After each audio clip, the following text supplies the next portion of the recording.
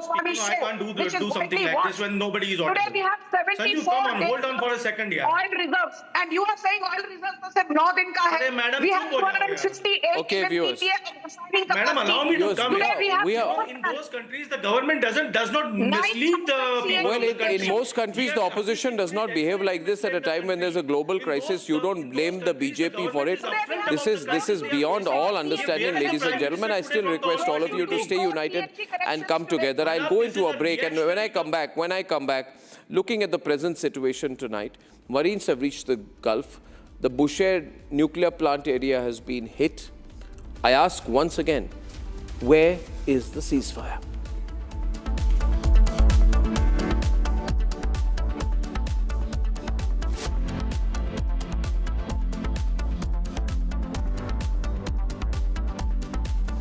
Time for a quick breather. Arnab will be right back with the debate. Powered by Century Ply Club Prime. रहो बेफिक्र. जब अपना कोई move किसी को मूव करता है ना यार, फील आ जाती है. भाई तू अपना है, तेरा सफर मुझे भी करना है. तूने प्रूव कर दिखाया यार, anybody can dream. मुझे लगा मैं नहीं, पूरा का पूरा मूवमेंट चल रहा है. Breathable fabrics, awesome comfort, effortless style, AD from the house of Arvind. Amity has been ranked India's #1 not-for-profit private university for 11th year, with top 10 ranked institutions in management, engineering, biotech, law, masscom, telecom, hospitality, fashion and more. Yet another top ranking for Amity University. R pure सूजी pasta उबालो मिलाओ और खाओ 8 minute में तैयार. क्या test है सबका राजा आर प्योर मसाला. अरे टेंशन किस बात की? सेंचुरी प्रोवुड का प्रीमियम प्लस है ना. लो एमिशन है, हाई डेंसिटी है, वाटर रेजिस्टेंट भी, टर्माइट एंड बोरो रेजिस्टेंट भी है. यानी ये है जहां नो टेंशन वहां. Premium Plus by Century ProWood.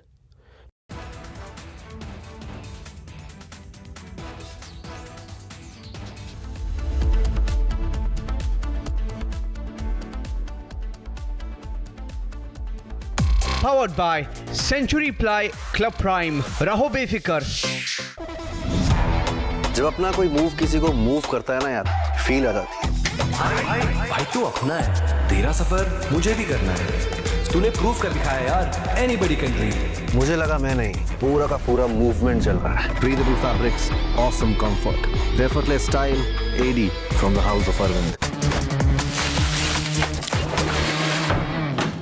अरे टेंशन किस बात की? सेंचुरी प्रोवुड का प्रीमियम प्लस है ना. लो एमिशन है, हाई डेंसिटी है, वाटर रेजिस्टेंट भी, टर्माइट एंड बोरो रेजिस्टेंट भी है.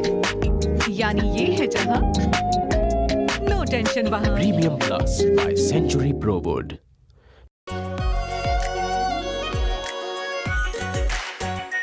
Are pure shahi paneer masala.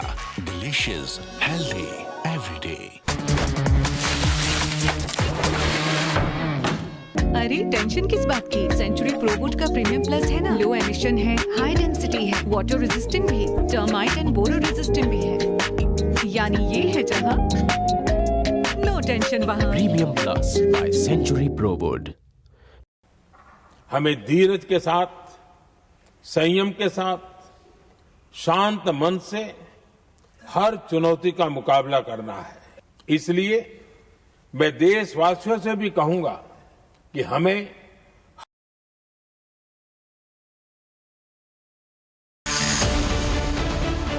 war, escalation or ceasefire.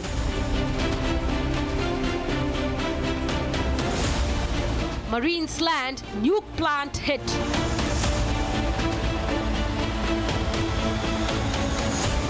Debating tonight at 9 p.m. Presented by Amity University, ranked amongst the top 3% universities globally. Powered by RP Sanjeev Goenka Group, growing legacies since 1820. Century Premium Plus. Jaguar Bath and Light. Co-powered by UTI Mutual Fund. हक एक बेहतर जिंदगी का. TVS N-Torq 150, India's first 150cc hyper sport scooter. Muthoot Finance Gold Loan. Sona kya nahi kar sakta? America loves a war. Trump, I believe, makes money from the wars by changing the line, having the inside information. There is some insider trading going on. They are making hundreds of billions of dollars a moment.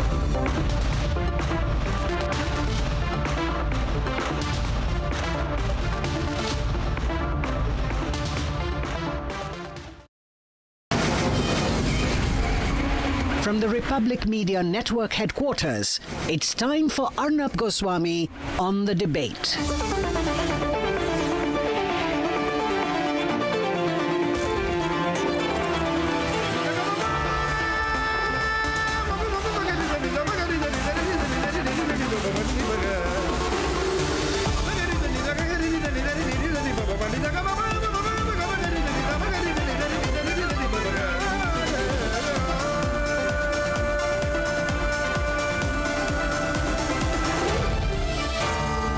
Arnab Goswami on The Debate.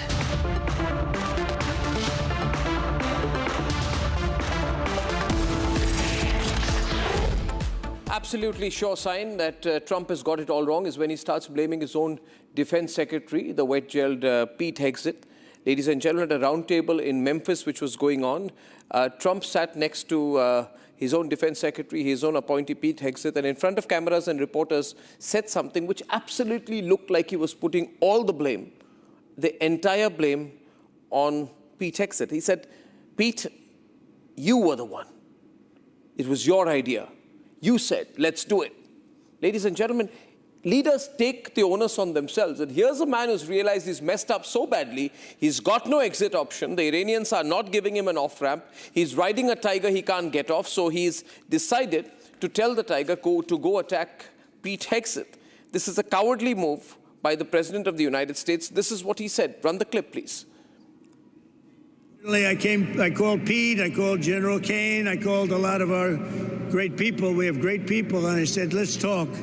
We got a problem in the Middle East. We have a country known as Iran that for 47 years has been just a purveyor of terror, and they're very close to having a nuclear weapon. We can keep going and get that 50,000 up to 55 and 60 is no end, or we can take a stop and make a little journey into the Middle East and eliminate a big problem. And Pete, I think you were the first one to speak up. And you said, let's do it, because you can't let them have a nuclear weapon. That's as clear as Pete, you were the one. It was your idea, he says. Now, ladies and gentlemen, depending on who is in the administration of the Trump government, who you asked on any single day, they say this was a war to end 47 years of the Iranian regime. But now, is there a solution? My view is, as of this minute, there is an unbridgeable gap between the United States and Iran. All these diplomats, these diplomatic types who talk about an off-ramp, Backchannel, etc., this, that, have got it all wrong. Look at the actual terms on the table and ask yourself whether there is any middle ground here. One, the US has apparently sent a 15-point proposal. Conditions include dismantling of UN's nuclear capabilities, a ban on uranium enrichment on Iranian territory, handing over the stockpile of highly enriched uranium to the IAEA, abandoning all regional proxy activity, opening up the Strait of Hormuz, and limiting Iran's missile capability, both in terms of range and quantity. Iran is not going to accept any one of these, not one of these 6 or 7 options or proposals which the US has given. What does Iran want? Iran has put 7 demands, and none of these will be accepted by the US. Iran has asked US to close all military bases in the Gulf, lift all sanctions imposed, pay war reparations, which is absolutely not going to happen, say that we are going to agree to a missile program of Iran with no limits, end all Israeli strikes on the Hezbollah, start new rules for the Strait of Hormuz, giving them superpower status in the Middle East, and give a written promise that war will not restart. Now, there is no negotiating room between the two. The only hope people are having is that both sides are actually very tired, and out of fatigue, if nothing else, they're going to give in. But ladies and gentlemen, for that also, there needed to have been a pause. I want to show you 8 visuals tonight, 8 visuals to prove there has been no pause. There has never been a pause in this. Visual number 1, March 25th, Dimona nuclear power plant which was hit. Ladies and gentlemen, the visuals show, you see this, smoke rising over the Rotem industrial zone close to Dimona after an Iranian missile hit. March 25th, the IDF said airstrikes in Tehran have been completed. These are the visuals of that. Ladies and gentlemen, multiple infrastructure targets which were hit. March 25th, Iran fires coastal cruise missiles targeting the Abraham Lincoln aircraft carrier. Not too long back, they're keeping a watch. Where is the pause as I show you these visuals? Visual 4 tonight, airstrike on Western Iraq military clinic which kills 7 troops. This is in a site belonging to Iraq's Shiite Popular Mobilization Forces or PMF. Where is the ceasefire, I asked tonight on Republic? March 25th, Iran released a video of the 80th wave of Operation True Promise 4. Where is the pause? We ask here on Republic. Visual number 6, March 25th, Israeli Air Force targeting 2 sites involved in the production of the naval cruise missiles in Tehran. Visual number 7, where is the ceasefire tonight? Where is the pause? March 24th, Iran's Bushehr nuclear power plant hit by Israel. Visual showing dark plumes of smoke rising after the strike. And finally, yes, I have visual 8 as well. Iran launching missiles towards Israel. This is Iranian state TV releasing the footage. Ladies and gentlemen, where is the pause? You have to have blindfold on and not watch any of these visuals to start believing that there is a pause. It's only sections of the Western media which has lost all credibility in the last few days which still insist there is something called a pause. Now, here is the part of the story that nobody in Washington wants you to see. Ladies and gentlemen, on January 29, 2026, exactly 1 month before the war began, Lockheed Martin signed a framework agreement with Pentagon's Department of War to quadruple the production of THAAD interceptors. From 96 missiles a year to 400 missiles a year, each THAAD interceptor cost the American taxpayer $12.7 million. Ladies and gentlemen, this was on January 29th. The war technically began on February 28th. Everything is about making money on the stock markets. It's about the stock prices of these defense companies. Basically, ladies and gentlemen, if you want to know what's happening in the war, ask Lockheed Martin, not Pete Exit. Lockheed Martin's, since the beginning of 2026, their share price has gone up by 30–40%. Ladies and gentlemen, numbers don't lie. I'm giving you 5 points tonight. This is war capitalism at another level. 5 points. 1, Pentagon wants $300 billion more for the Iran war. Point number 2, US defense stocks are up 30–50% in the last 12 months. Point number 3, earnings in the S&P 500 index are expected to rise 20% in the next 12 months. 4, US oil firms have gained more than $100 billion since the war began. And 5, $580 million bet has been placed just 14 to 15 minutes before Trump's Iran post on Truth Social. Ladies and gentlemen, and therefore you need to look at everything in perspective. If this war continues, the defense war machine in America makes a lot of money.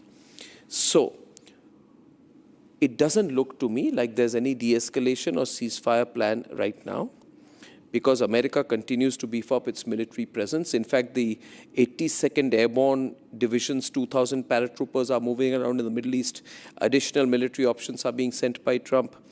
Trump also deployed another 2,000 Marines from the 31st Expeditionary Unit traveling aboard USS Tripoli. What kind of ceasefire plan is this that requires this level of military mobilization? Secondly, Israel is not part of any dialogue. They have not committed to any dialogue. It's only a pause button apparently on a certain nature of oil infrastructure sites by Americans. Israel is not part of it. So if the peace plan is just a red herring to buy time, then what about the deployments which are taking place? You see, ladies and gentlemen, here is the hint. Trump has spared targeting the Karg Island from where Iran exports 90% of this oil. Is this military buildup aimed at trying to take Kharg Island after Friday. I think this weekend is going to be extremely, extremely, extremely important. And that's why the Speaker of the Parliament in Iran has said very clearly, we are closely monitoring all US movements in the region, especially troop deployments. Do not test our resolve to defend our land. Even Iran, therefore, as of tonight, is strongly suspecting a possible military ground intervention by America, maybe for Kharg Island. Is that the military surprise that Trump was planning?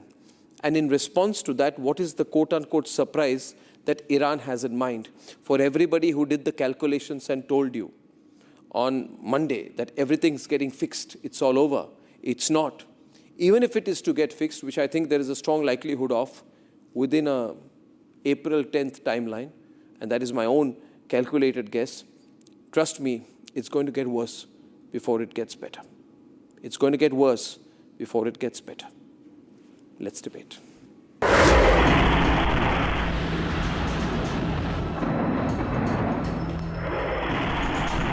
Ceasefire or just a claim? Donald Trump says he's winding down the conflict in West Asia. You're talking about to end it? Well, I think we're going to end it. I can't tell you for sure. You know, I don't like to say this. We've won this. This war has been won. The only one that likes to keep it going is the fake news. I mean, the New York Times, you read the New York Times, it's like we're not winning a war where they have no Navy and they have no Air Force and they have no nothing. And we literally have planes flying over Tehran and other parts of their country. They can't do a thing about it. But the picture is different on the ground. US is increasing their deployment. 2 giant warships, 5,000 Marines, and an additional 2,000 soldiers on the ground. Along with this military build-up, the sound of explosions has not stopped. On 25th of March, Iran fired their cruise missiles targeting the USS Abraham Lincoln, forcing the US aircraft carrier to change position. On the same day, Israel carried out multiple waves of airstrikes in Tehran targeting military infrastructure. Israel also struck 2 naval cruise missile production sites in Tehran, crucial for Iran's long-range strike capabilities. A day earlier, on 24th of March, Israel targeted Iran's underwater research center in Isfahan. On the same day, Iran's Bushehr nuclear power plant was hit, with the IAEA confirming the strike. Iran has responded with a fresh missile barrage, its 80th wave of operation, with strikes reported in Tel Aviv and Haifa.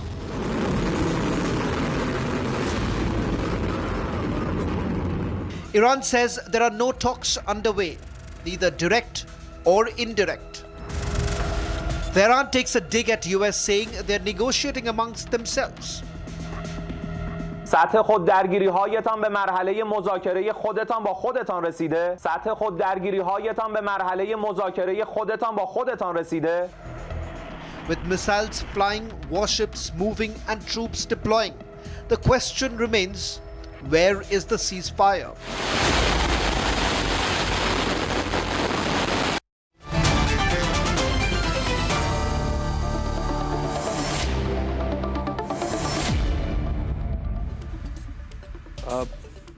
Did the ceasefire, did this pause fail?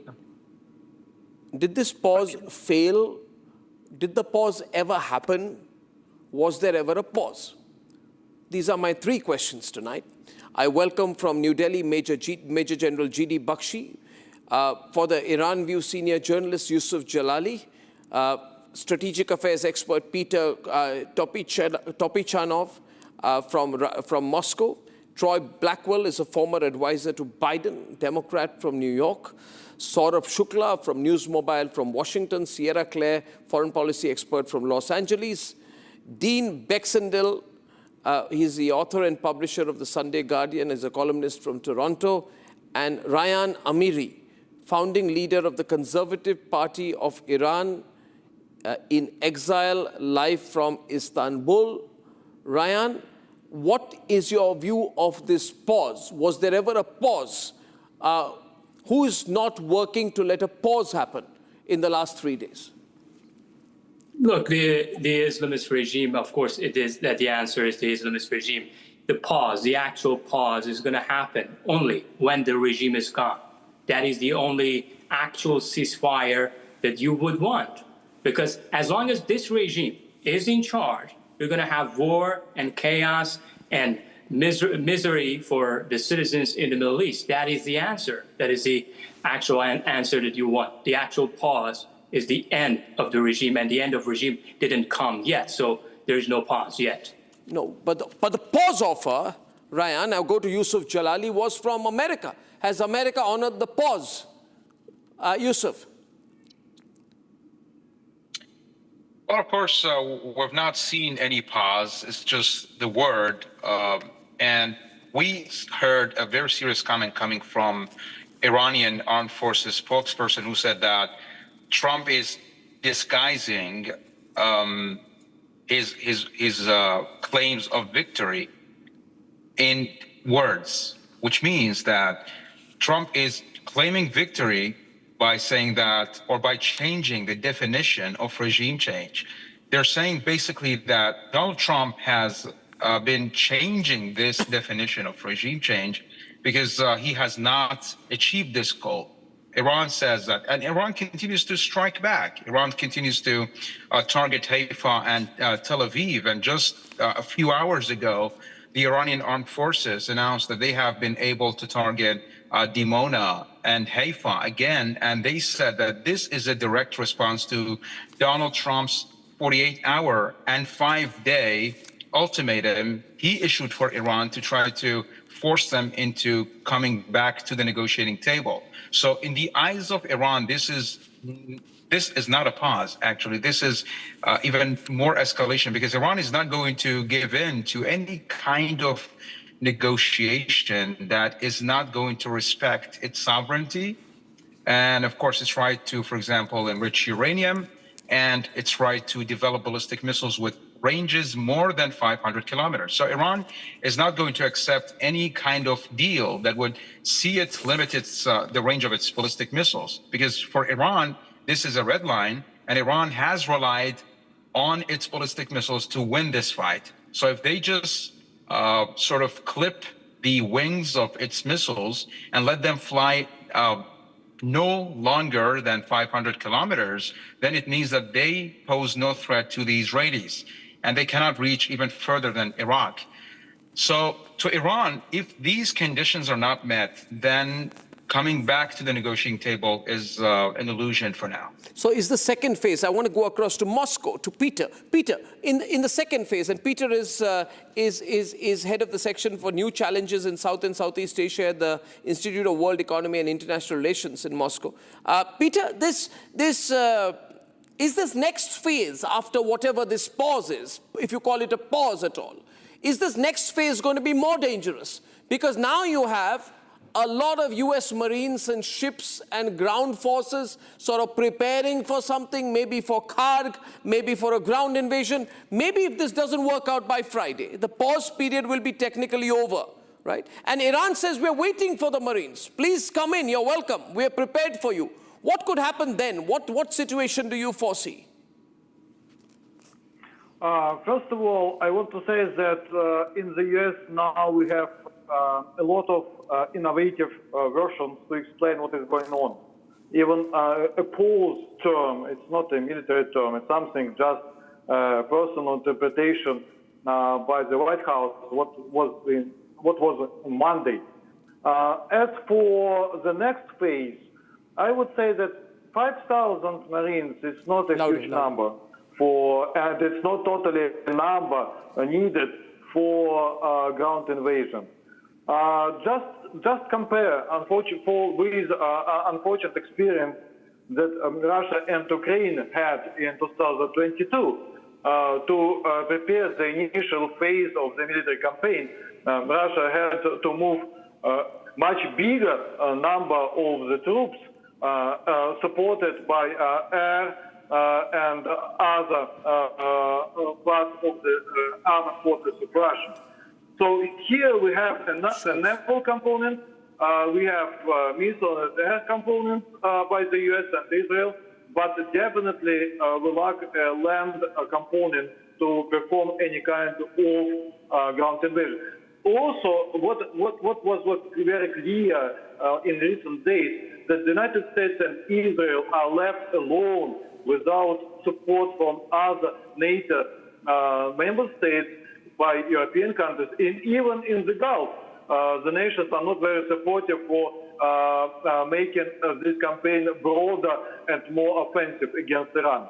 So then now let's look ahead to, Dean, let's look ahead to Saturday and Sunday, right? The pause is over, the pause has failed.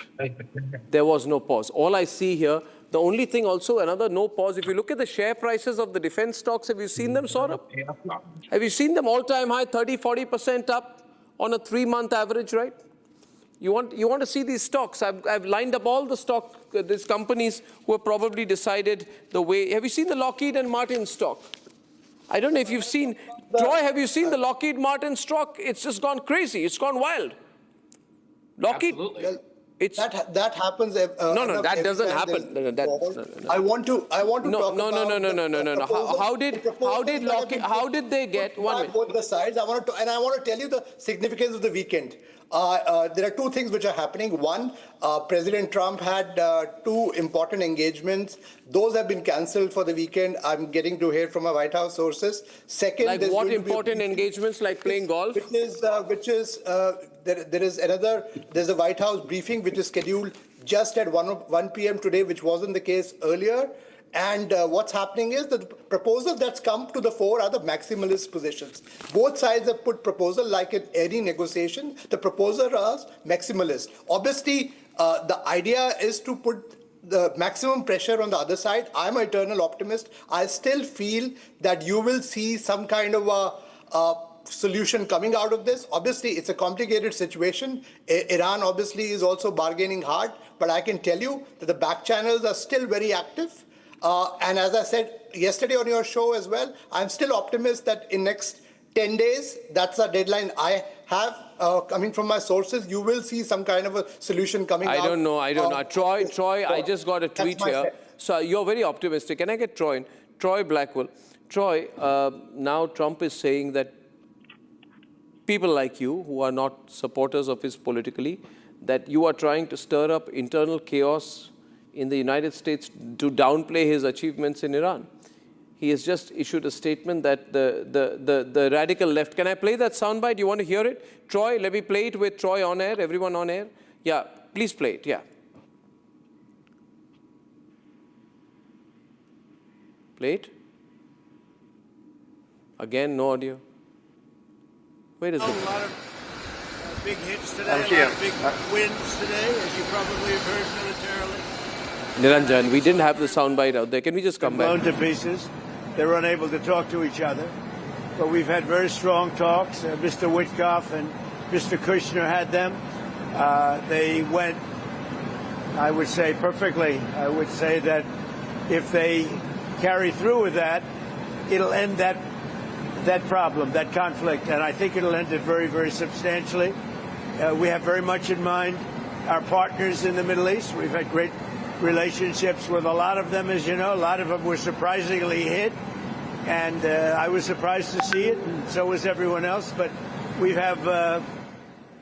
Okay. So, Troy, is he sounding like a person with a plan? No, he's not sounding like a person with a plan. What we are being asked to do is to not believe our own eyes. And so I'm going back to the president's remarks about chaos. Chaos is saying that there's a ceasefire, but sending 2,000 paratroopers to the Middle East over the weekend. Chaos is having Americans pay $1 more in gas because we are pretty much kneecapping energy for 20% of the world. Chaos is us in a war with no exit strategy. And explanation of why we are there. That is what is happening with this president. So to answer your question about chaos and where the president stands, there is no ceasefire. There never was a ceasefire. This all comes down to money, as you mentioned about the stock. What the president is doing is that one day he's saying, okay, we are going hard. We're showing strength in Iran, and the stocks are going down. Then the next day he says, oh, things are great. We're in the middle of a conversation. We're having talks. Stocks are going up. So if you ever want to understand President Trump's playbook, it all goes back to money. It goes back to the stock market, and he's showing us that. So is this something about betting going on here, Sierra? You know, there are also these reports, Sierra and Dean Baxendale, that this is about betting, that Donald Trump's son has invested in a company called Polymarket through a venture capital firm and is now a strategic advisor for Kalshi. And Kalshi and Polymarket are in a legal battle because some states want to ban these prediction markets and betting platforms. The biggest of the lawsuits, by the way, Sierra, comes from Nevada, where the Nevada Gaming Control Board sued and issued enforcement actions against Kalshi and Polymarket, right? There is a restraining order against this company in which Donald Trump Jr. has invested. And, you know, Trump and his administration are backing this company, Kalshi and Polymarket, in a legal battle. So the point I'm trying to make is that there are some things called prediction markets in the US where you can make a lot of money, right? But if the president and the president's own son, Sierra, if the president and the president's own son are invested in these games, right? You know what these companies do, Sierra. They allow participants to buy and sell contracts tied to possible outcome of an event. You can wager on anything, whether who will win the NBA championship to whether who will win between Iran and the United States of America. And there's big volume money that is going on here. So is this become a betting game? I'm just wondering, or is this a conspiracy theory here? Because a lot of people are talking about it, Sierra. Well, as you said, these markets do exist in the United States, but betting on on military action, you know, has been going on before this whole Iran thing. So if the Trumps wanted to, you know, somehow try to make money off of that using insider information, I mean, they could have been doing that already. So I don't think that this Iran thing is a money-making thing for Trump or for his son. Now, one thing to get clear is that the ceasefire was, President Trump never said we were going to be pausing military action in Iran. He said we're going to be holding off on their electrical grid and other infrastructure because he found somebody that he wanted to negotiate with. And I do believe that President Trump always wants to negotiate if he believes it's possible and, you know, worthwhile. And so that's why you're seeing, you know, everybody's kind of surprised, oh, President Trump wants to back out. No, he's not backing out or backing down. Always his goal, whether it's through military action, whether it's through economic action like tariffs, his goal is to negotiate. So if he's found that that is a worthwhile endeavor at this point, that's why we're seeing him pursue that. No, if that was a goal, then why, Dean, I'm not seeing the signals here, because on March 24th, the Bushehr nuclear power plant was struck by missiles. The IAEA has confirmed that attack today. So if that is the goal, then why are these attacks happening? Well, I have to look Dean at the attack and who did the attack. If, you know, there's Israel and the U.S. are both involved here. So, but I think President Trump's goal is to preserve the infrastructure of Iran as much as possible. If they were using it as a military base, then obviously that became a military target. What if Iran were to say, Dean, that these 5,000 Marines moving towards Iran are a legitimate military target and they strike them? Dean. Well, the 5,000 Marines that are coming to Iran were already scheduled to come long before these negotiations started. And we're continuing to send them, just as Trump did with the naval armada. When he said, oh, I'm in talks with Iran get his attention, and I'm sending the naval armada. It's the same thing now. I'm in talks with Iran and I'm sending the Marines. It's to keep the Iranians on track because no, but is that that's what do they respond okay? to. So Sierra, I want General Bakshi, are you there? General Bakshi, can I have your attention? These 5,000 odd Marines, can they become a legitimate military target, even if not actively deployed? Can they become a legitimate military target for Iran?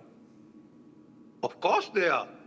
If you are coming, not even if they are not on the ground. The Kharg Island, if they are coming with the intent of capturing the Kharg Island, trying to neutralize shore batteries on the northern shore of the Gulf, possibly in concert with the special forces, try and grab the 450 kilograms of enriched uranium, they are a legitimate target. And I am surprised that they haven't aimed some at cruise missiles or their anti-ship missiles, their Charlie 302s at the Tripoli, which is already in along with a cruiser and 2 destroyers. Boxer is coming in with a which can land the hovercraft with tanks, etc. They are very legitimate targets, and I would not be too dependent on the promises of Donald Trump that he's engaging them in talks, so therefore let them be. Because he asked for 5 days, because 5 days is what it would take for the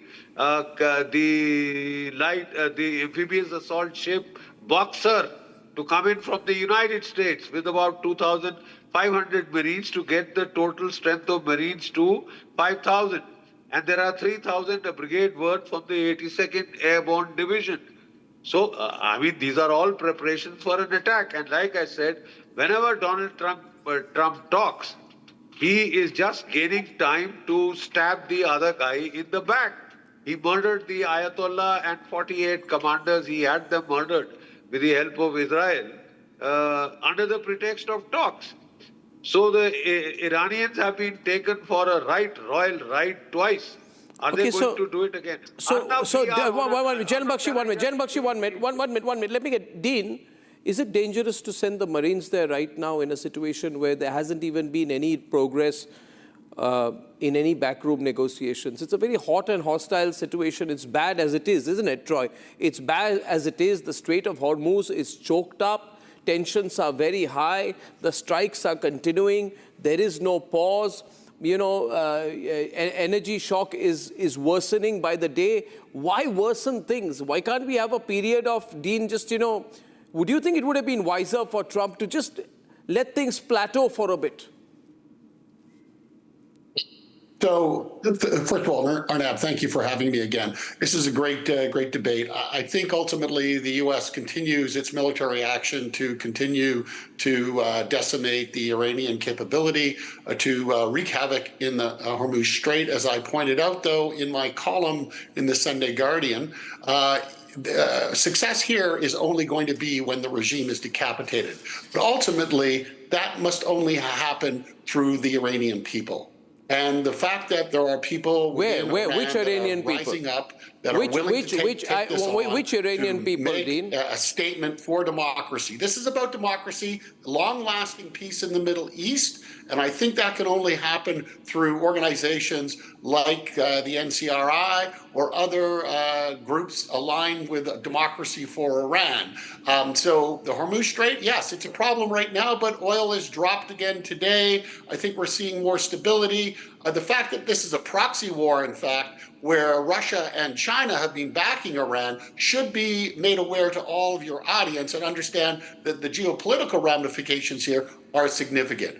Peace will only, though, come through the central role of somebody like not through the IRGC, but organized resistant forces like the MEK, NLA, and the NCRI out of Iran and in exile. So I think things will stabilize over the next week, and we're seeing that in the markets today. No, but leave the markets aside. Some time back he was asked, Ryan Amiri, I'm coming back to you again. General Bakshi, are you there? General Bakshi, let me go back to Ryan. Ryan, Who is Trump talking to is a question he was asked, I think at that same briefing. He says, I'm talking to a top person. A top person. Then he said, I can't name him, but we are dealing with the man who I believe is the most respected and the leader. Who is this person? Who is this person who Witkoff is talking to? Is there any such person? Yeah, there is. Witkoff actually previously talked with His Majesty Reza Shah Pahlavi II, which you interviewed last year with him.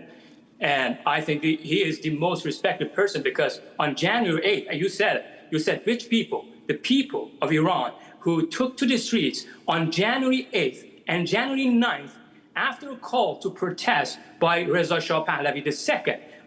In millions, en masse, they took to the streets. Look at the videos, viral videos. Millions of people took to the streets against the regime, chanted against the regime, and they chanted Javid Shah. So why the mainstream media are denying this, just obvious fact and not covering that is beyond imagination. No, General Bakshi, the will of the Iranian people. Ryan, can I ask you one question genuinely? 1 second. 1 minute. General Bakshi, now I have a clean feed with you. Are you telling me that Steve Witkoff is negotiating with a man sitting in New York who has lived most of his life in America? And this is what the negotiation is about? You're not serious, Ryan. You're not serious about it. Because he talked with Witkoff, he said it on tape. He said it, he talked at the order of President Trump. He talked with Reza Shah Pahlavi II. But Reza Shah Pahlavi doesn't need talking. He's a CIA asset. No, he's not CIA asset. That is your assessment. This is beyond imagination. I can't believe it now. General Bakshi, lunatic to say such a thing. Okay, General Bakshi. Arnab, this is, please, Rand, give us a break. This is Alice in Wonderland or the Mad Hatter's Party. I haven't heard something funnier. Look, if he was CIA asset, Ryan, one minute. General Bakshi, he's hitting my one. We heard you, boy. We heard you, old man. Now give us a chance. Be respectful, man. All right. Be respectful. Arnab, he doesn't mean it. We are at a critical. Crazy lunatics like you. Sir, can I please? Please, these are all, I never Ryan, these are different perspectives. These are tough times. Nothing's personal here, all right? Let's continue the debate, please. Thank you, gentlemen. Yeah, okay. Let's everyone calm down here. Yeah, okay. General Bakshi, Arnab, who is Trump talking to? We are at a critical decision point in this war. You are. Right? We are. Donald Trump has pushed up the Tripoli Amphibious Assault Group 31 MEU from Okayama in Japan, which has reached. The second group, Boxer, which has hovercrafts, for landings, is about to reach. Donald Trump, the voyage was to last 5 days.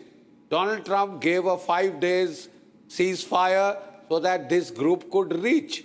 And then he made the pretense of talk for the third time after having stabbed Iran in the back twice on the pretext of talks, murdered the Ayatollah and his family, right? Murdered 168 girls, etc.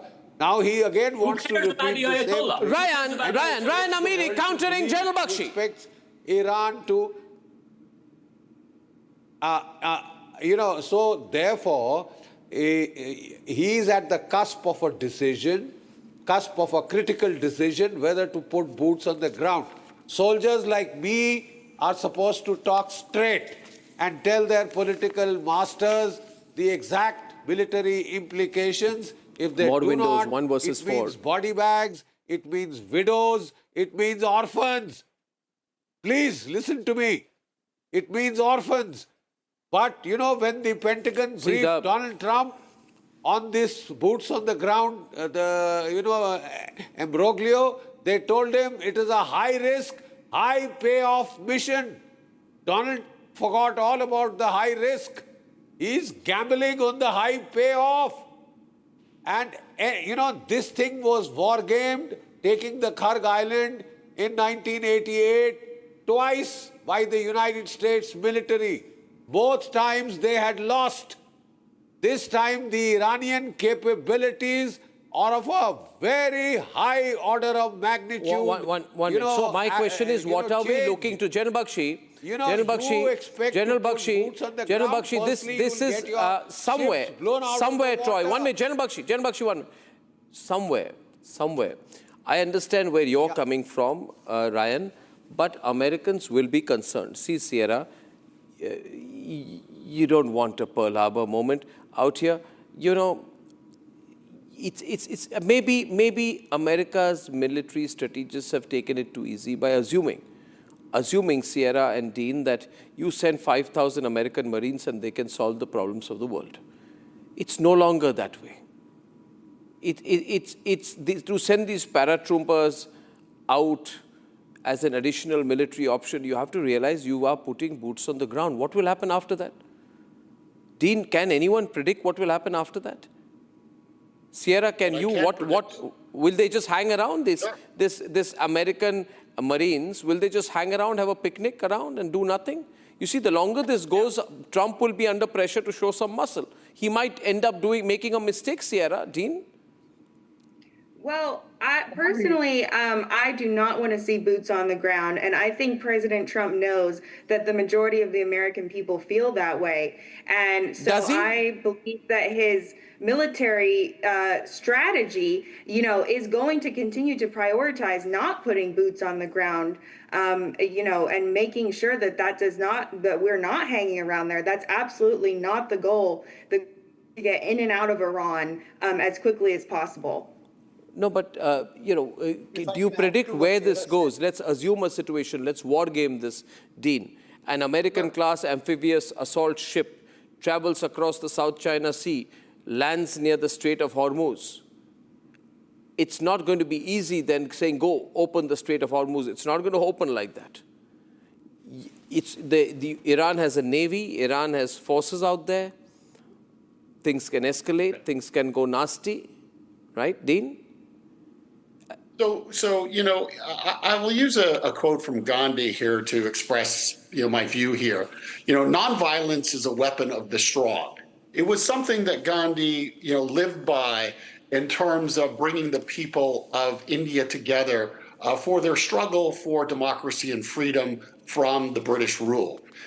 Britain moved away and created that opportunity. Donald Trump and the Israelis, who have been under attack by this terrorist regime for the better part of 47 years, unfortunately, they do not abide by that. There were 9 to 10 million people killed in the Second World War. We're in a different time. We're with an Iranian regime backed by China and Russia, ultimately, having terrorist actions. Where I think the Marines are going, I think they're going to Karg Island. They're going to secure that as a port, and the Americans will control the flow of oil, and that will mean that the oil will get out to the world. That's certainly a military strategy that could be deployed if they cannot get an agreement put in place. But bottom line is that I see that the Strait of Hormuz will be opened in a month from now, and oil will be flowing. The economies will be working well again, and we will rid the world of this totalitarian, theocratic regime that has done nothing but terror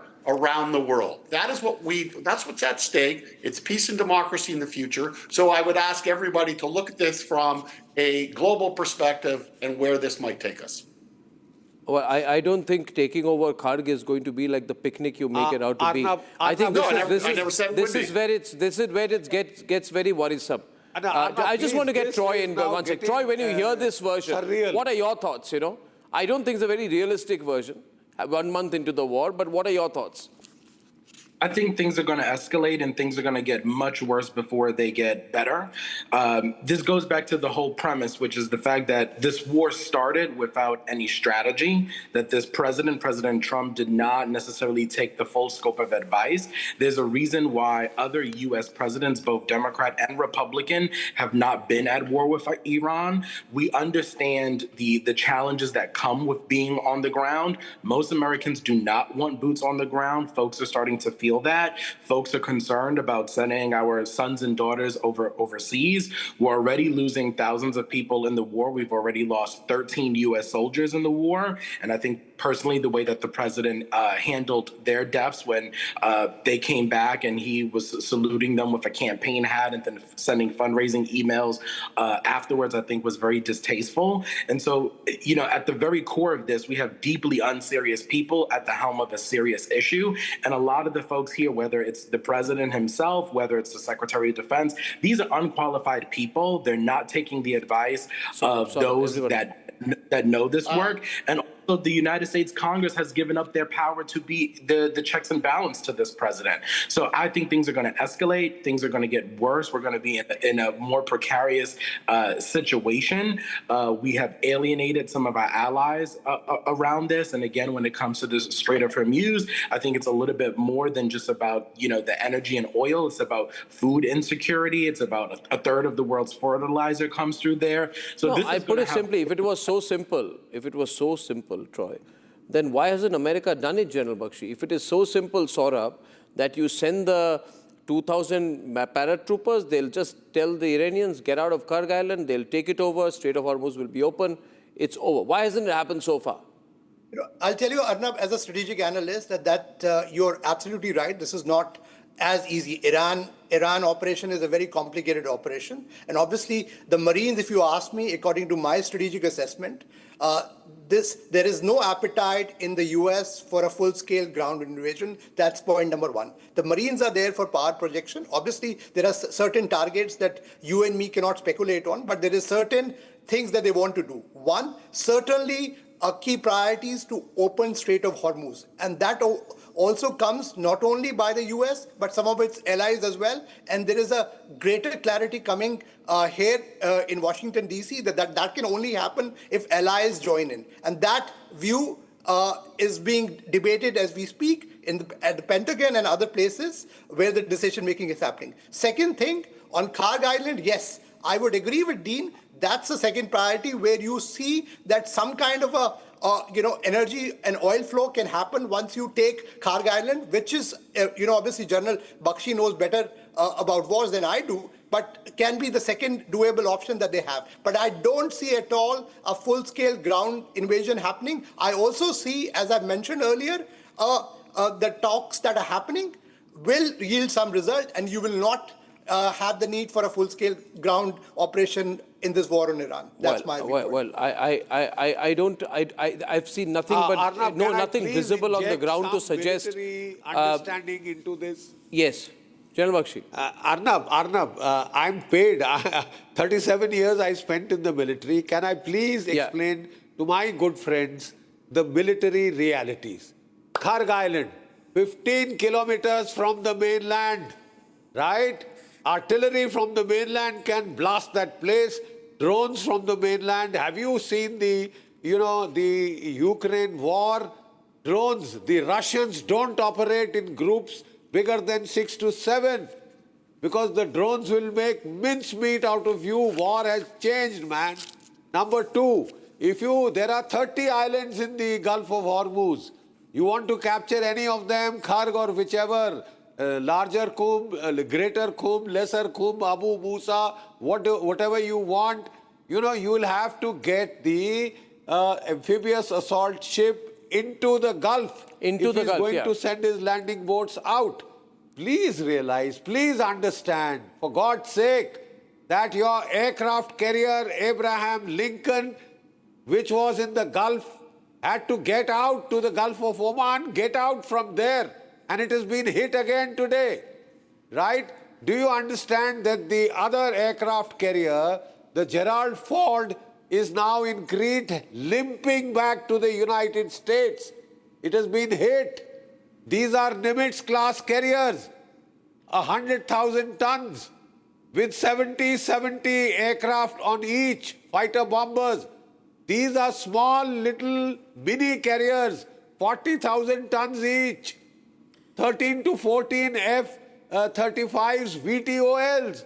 For God's sake, if your aircraft carriers couldn't stay there, what are you doing, man? I also want to go back to I don't Moscow know at why this stage. somebody in your Pentagon Peter, is doesn't it Peter? speak Peter, truth you to authority. You're going you to study. get your guys Yeah, murdered, I want to go to Peter again high-quality because I manpower. think that's a very unipolar world point of view, Peter. You are an expert on a multipolar world order. You know about how the power balance has shifted. Is it going to be that easy, as our friend from Canada says?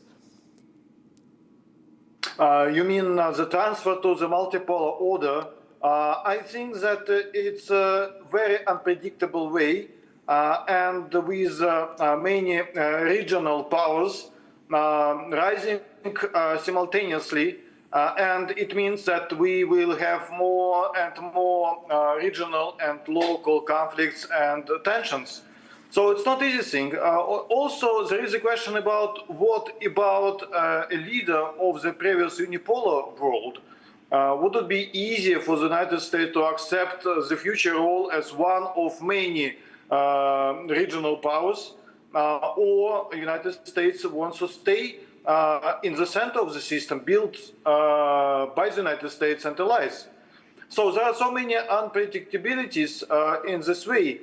And this conflict demonstrates that even the close alliances, such as NATO, cannot be united and consolidated in the situation of this crisis and the way to the multipolar world. I go back to Ryan for a last word. Ryan, now today is the 25th of March, right? It's been a month now. A month back, people would have believed you. You are the founding leader of the Conservative Party of Iran. You support Raza Pahlavi. You say this war is the only chance to end the Islamic rule of the clerics in Iran. But today, Ryan, today if you were to go back to Iran, first of all, could you? No, absolutely not. They will execute me immediately. No, they will execute me. They will execute you immediately, and you are obviously going to be a target. You're going to be killed. But where is the civic nationalism which you spoke about? You keep saying this. I've heard you talk about civic nationalism. Maybe, Ryan, the way Trump has been talking and dealing and bombing, it's only making America less popular. And where are all the people who would come out? You can't say they're all afraid. This was their moment. They have, in that sense, not risen to the occasion. Look, if you want an answer, you must go back what happened on January 8th and January 9th.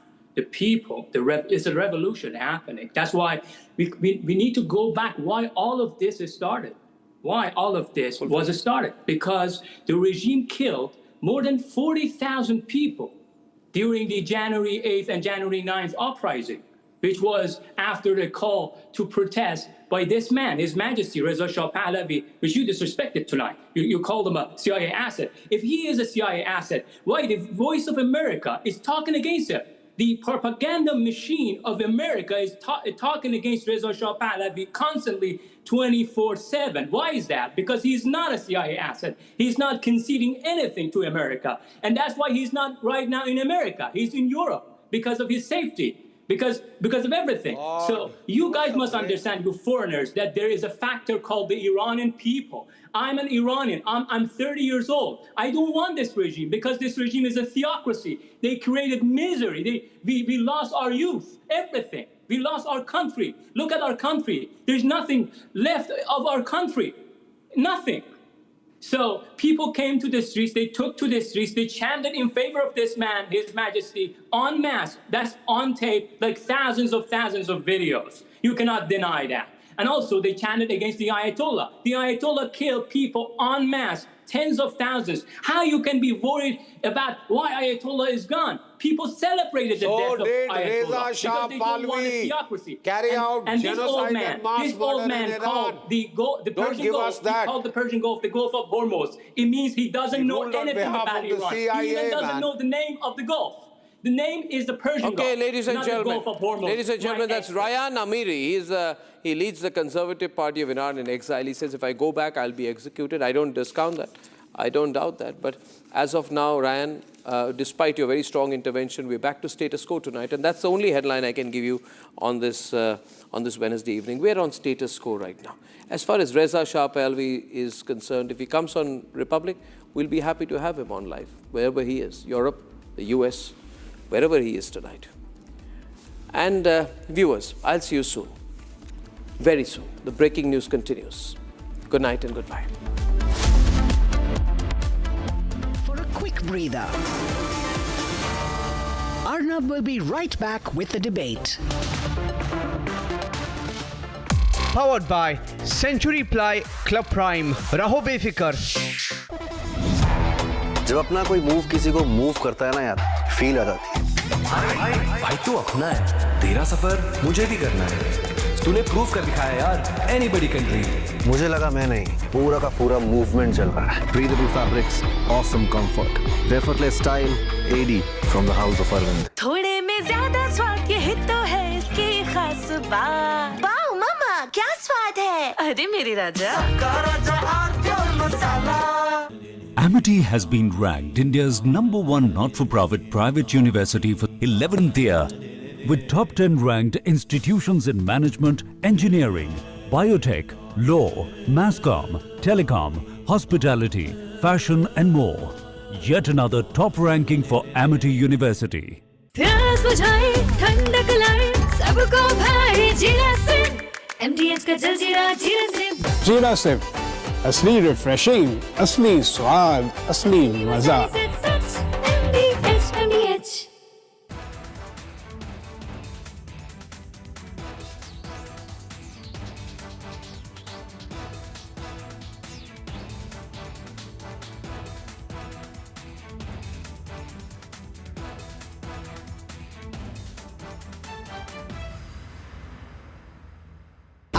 Pure सूजी pasta उबालो मिलाओ और खाओ 8 minute में तैयार. क्या test है सबका राजा हार्डकोर मसाला.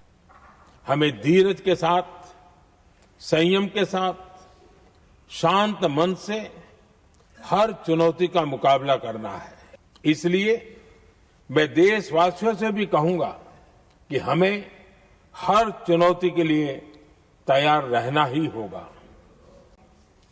जैसा कि हम देख रहे हैं कि इस युद्ध को लेकर पल पल में हालात बदल रहे हैं. आदरणीय सभापति जी, ये संकट अलग प्रकार का है और इसके समाधान भी अलग प्रकार से ही तय किए जा रहे हैं.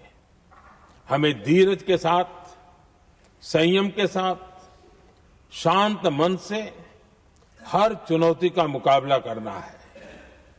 आदरणीय सभापति जी, जैसा कि हम देख रहे हैं कि इस युद्ध को लेकर पल पल में हालात बदल रहे हैं. इसलिए मैं देशवासियों से भी कहूंगा कि हमें हर चुनौती के लिए तैयार रहना ही होगा. इस युद्ध के दुष्प्रभाव लंबे समय तक रहने की प्रबल आशंका है. लेकिन मैं देशवासियों को भरोसा देता हूं, सरकार सतर्क है, तत्पर है और पूरी गंभीरता से रणनीति बना रही है, हर निर्णय ले रही है. देश की जनता का हित. Time for a quick breather. Arnab will be right back with the debate. जब अपना कोई मूव किसी को मूव करता है ना यार, फील आ जाती है. भाई तू अपना है, तेरा सफर मुझे भी करना है. तूने प्रूव कर दिखाया यार, एनीबॉडी कैन ड्रीम. मुझे लगा मैं नहीं, पूरा का पूरा मूवमेंट चल रहा है. Breathable fabrics, awesome comfort, effortless style, AD from the house of Arvind.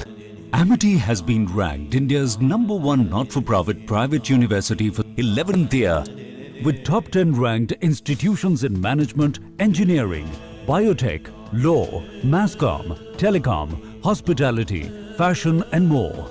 Yet another top ranking for Amity University.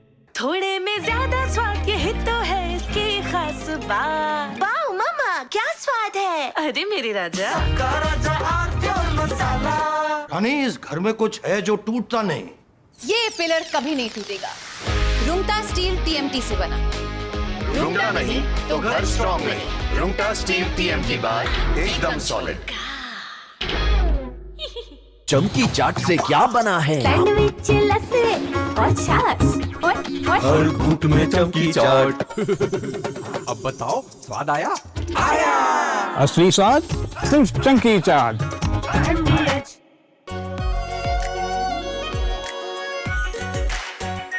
R pure shahi paneer masala, delicious, healthy every day.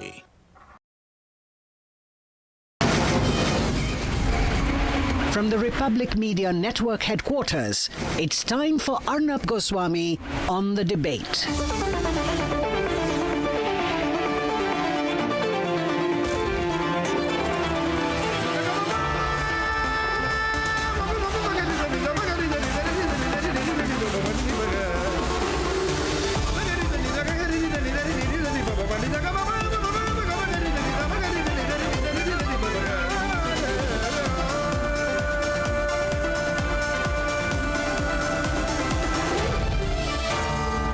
Arnab Goswami on The Debate. On the show tonight, how Pakistan made a fool of itself by thinking it's going to mediate. On The Debate tonight, why I think the government's handling is absolutely fine and the opposition should stop gaslighting protests on LPG. And at 9 o'clock tonight, as we predicted, there is no ceasefire. It was a hoax. The war can only escalate now.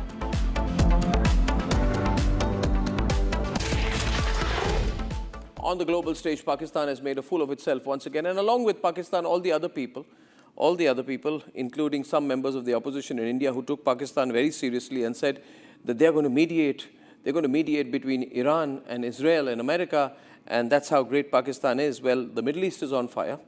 And look at what Jairam Ramesh says. Jairam Ramesh says Pakistan's diplomatic engagement and narrative management has been superior markedly to that of the Modi government. Well, Jairam Ramesh, thank God you've never been in diplomacy and never possibly will be, because you're the only one who takes Shehbaz Sharif seriously. Shehbaz Sharif had offered, and that's what got Jairam Ramesh so excited. Shehbaz Sharif said that I'm going to mediate, I'm going to have conclusive talks, and I'm going to be right there in the center, and Pakistan is ready and honored to be the host of a comprehensive settlement between Israel and Iran and America. And then he tagged Donald Trump, he tagged the foreign minister of Iran, he tagged US Special Envoy Steve Witkoff, as if you can sit there and tag people and be a mediator. And Donald Trump, of course, retweeted him, shared the screenshot on Truth Social, retweeted him, and Islamabad went into a total mad frenzy after that. There was no confirmation. Nobody said that Pakistan is going to be a mediator.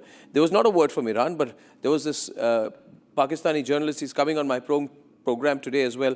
He said that Witkoff and the Iranian foreign minister are coming to negotiate, Raja Faisal there. Then the Pakistani media outlet called Sama TV said, China praises Pakistan's mediation.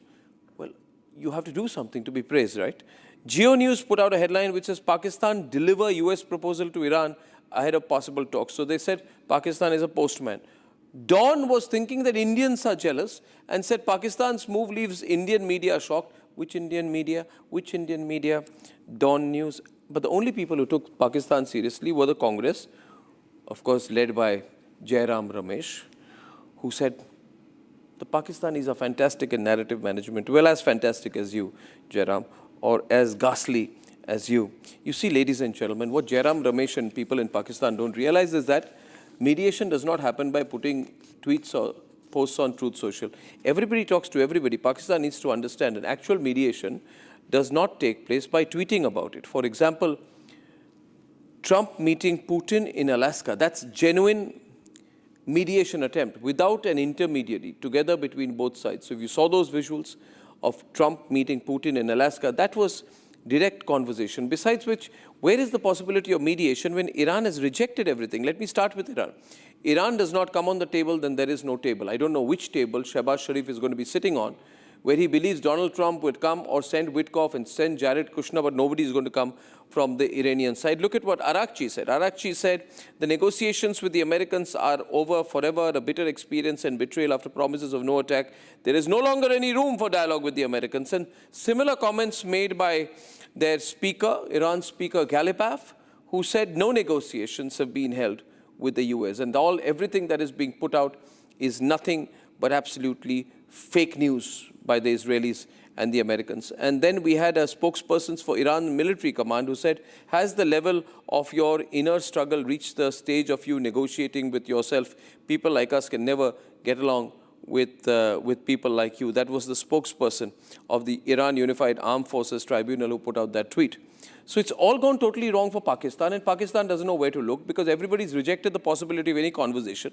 But Pakistan says not only is there a conversation, but they believe that they are sitting there on the table and Trump is going to fly in and Arakchi is going to fly in and Marco Rubio is going to come in and J.D. Vance is going to come, and the solution for all of this will be found in Islamabad.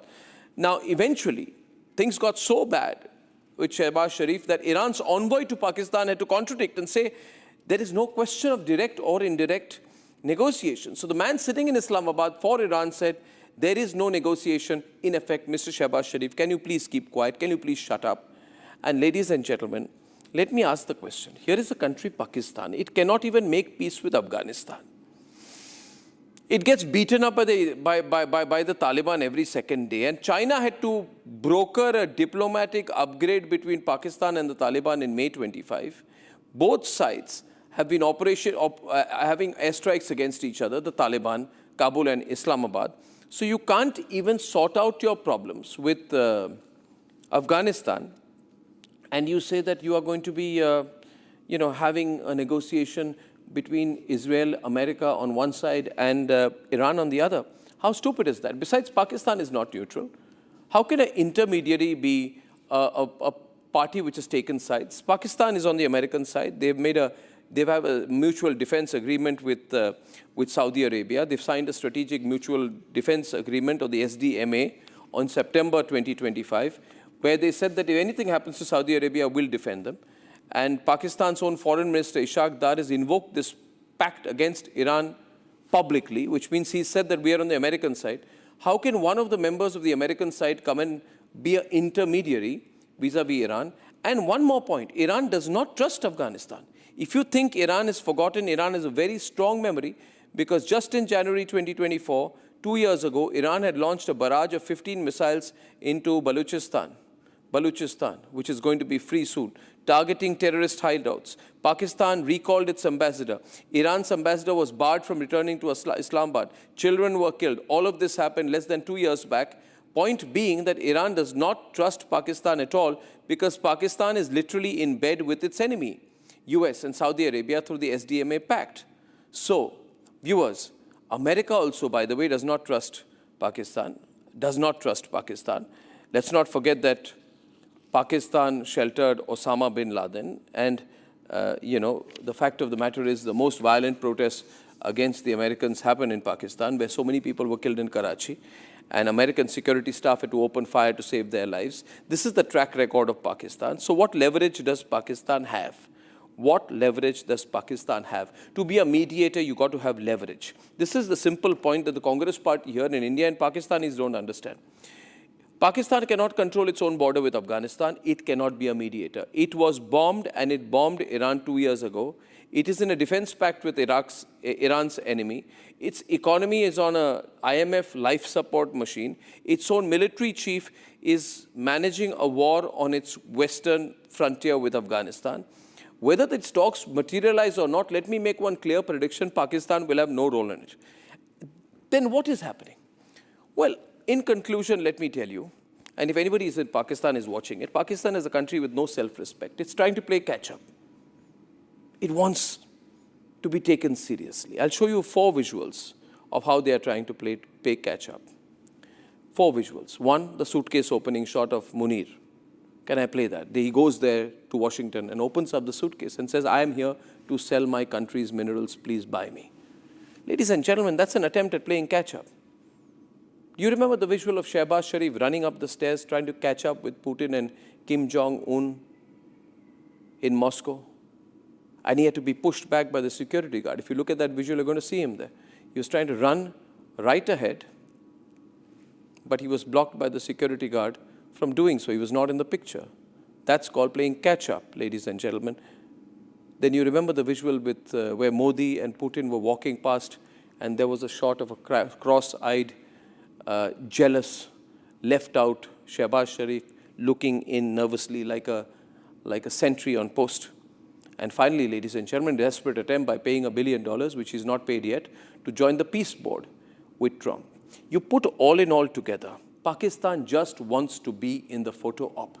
Pakistan wants to be considered to be a relevant and serious country. But today, as we all know, this whole story yesterday that they are going to be playing mediator has been thrown into the dustbin. Ladies and gentlemen, Pakistan's no mediator. Pakistan is not even a host. Let's debate. Like beggars cannot be choosers, aggressors cannot be mediators. Islamabad has now expressed eagerness to mediate in a war it can do nothing about. While President Trump welcomed the bid, he too couldn't care to confirm. Meanwhile, Iran has not just rejected negotiations but has cut Islamabad out of it totally. قدرت راهبردی که از آن دم می‌زدید تبدیل به شکست راهبردی شده. مدعی ابرقدرتی دنیا اگر می‌توانست از این مخمصه رها شود تا حالا شده بود. اسم شکستتان را توافق نگذارید. دوران وعده‌هایتان به سر رسیده. Pakistan's Ceasefire was forced to reverse course at the entrance to the crucial waterways due to the absence of transit authorization. Iran, standing its ground, has systematically rejected any truce negotiations. And how can Islamabad, which is indebted to the US on one side and has a defense pact with Saudi Arabia on the other, be neutral after all? A puppet of the US, a regional chaos maker, a terror-harboring hanger, there are many ways one can describe Pakistan, and mediator is not one of them.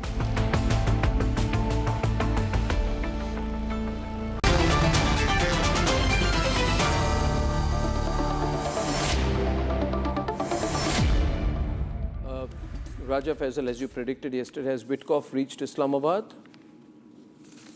No, not yet. And I did say it yesterday. But you said yesterday that some very high-profile person told you that the Iranian foreign minister is also coming in the afternoon, that today afternoon. Where is he? Iranian foreign minister is in Islamabad? Exactly. And one confirmation which is coming from the Iranian side is that they don't want to talk to somebody who's from the Zionist camp.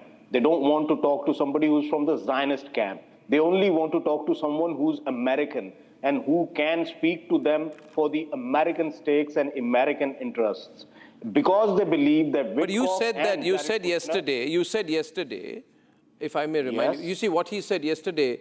You remember General Bakshi, you were there, and he said, you were there, and Raja said that highest level people in the Pakistani establishment have told him that Witkoff and Arakchi are landing. I didn't say the highest level of people. And then Geo News and Sama TV and Dawn News said this is so exciting, and you know Pakistan's a global mediator. We have become a very important country. You remember General Bakshi? He said all that yesterday. You remember that? Absolutely. What happened in your view, General Bakshi? Yeah. Arnab, may I? Yeah. Look, Arnab, Pakistan's credentials as an honest broker between Iran, United States, Israel are, I would say, rather suspect. And let me explain why. In the last 3 months, you know, Asim Munir has been to Donald Trump, the aggressor in this case, 3 times. It is understood that in the first meeting, he was informed that the United States and Israel may, in all probability, be attacking Iran, and that he expected support from Pakistan, and he had given all his readiness to offer that support there are news reports to the extent that the CIA wanted to funnel in arms to the Baluch rebels in Sistan, Baluchistan via Pakistan, and Pakistan's ISI complied fully. If you remember, there was that CIA ship which had landed at Karachi with weapons, with arms. There were some, sabotage attempts at that particular ship, but they have been supplying arms to Sistan, Baluchistan.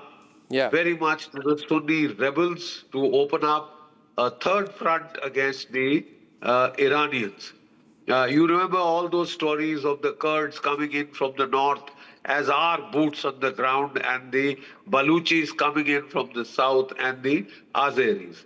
Then there is, as you have very rightly pointed out, the issue of the agreement, the pact with Saudi Arabia. If any attack on Saudi Arabia will be treated as an attack on Pakistan, right? And Saudi Arabia quite obviously is going to thump the table and ask you to put in a lack of troops. But where do you do that? So I think Asif Munir thought a very smart way out of this imbroglio would be to say, I am mediating, sir. I am helping you mediate. So that takes the pressure off his back. The other thing, as I mentioned, I would like to respond. No, one minute. General Bakshi, let me just come back to the moot issue again. Listen, I just want to know today, Shomela, that all of Pakistan has announced that Witkoff is coming and he's going to be having meetings with the Iranians. Do you think some people got too excited that they put this news out? Because Iran is saying we're not coming. In fact, the Iranian ambassador in Karachi has had to put out a denial. Arnab, this is called backdoor diplomacy. Secondly, जो situation अभी चल रही है, जितने aggressive mood में दोनों parties हैं, आपको क्या लगता है कि पाकिस्तान दोनों को ऑफर करेगा और दोनों फौरन बैठ जाएंगे? नहीं, वही तो मैं कह रहा हूँ ना कि मुझे तो नहीं लगता है, मगर आपके यहाँ पे जो आपकी पूरी मीडिया ने ये हवा कर दिया है कि वहाँ पे सब लोग इस्लामाबाद में आके बात कर रहे हैं, तो मैं सिर्फ आपसे ये पूछ रहा हूँ कि आपने क्या जल्दबाजी में ये हवा कर दिया कि आपको थोड़ा सा सोच समझ के? जल्दबाजी में नहीं है, जो इन्फॉर्मेशन थी उन्हीं के अकॉर्डिंग क्या इन्फॉर्मेशन थी? कहाँ से इन्फॉर्मेशन थी? कहाँ से इन्फॉर्मेशन थी? और ये जो अगर भारत को लगता है, इंडिया को लगता है वो चौधरी है इस खत्ते का, तो जाहिर सी बात है कहाँ से इन्फॉर्मेशन थी? अगर पाकिस्तान मीडिएशन कराएगा, कहाँ से इन्फॉर्मेशन थी आपको? आप यू विल सी आपका चैनल चल नहीं सकता अगर आप पाकिस्तान के खिलाफ बात आई एम सेइंग कि आपने जो कहा कि आप देखिए, Raja is here today. Madhav, yesterday Raja said, and I was surprised. I said, see, what the hell is going on? I said, see, Raja, you guys are being used. You don't know what's going on. The only thing unpredictable about Trump is that he's unpredictable, but you get too excited every time, and then you say, oh, but we've been let down. They are so desperate to be a lackey. That's not an excitement, but you think whatever Trump was claiming, whatever Trump was sharing on his social mediums was our excitement? No, he was excited, and of course there is something going on which is not to be disclosed to everyone, and that is why it is being kept under the rugs. You got to understand one thing, Raja. You cannot be a self-appointed mediator. Listen. Listen. Field Marshal Sayyid Asim Listen. Let me tell you your real place in the world. Shomela and Raja, let me tell you your real place in the world. Let me tell you your real place in the world. Let me tell you your real place in the world. You got to understand, and Madhav Nalapat can tell you that you are among the countries, right, whose visas have been frozen with the US State Department. Your immigration is stopped. There's an indefinite suspension on your country by the US State Department. Not at all. You are. And the second point is Iran. Madhav, you can't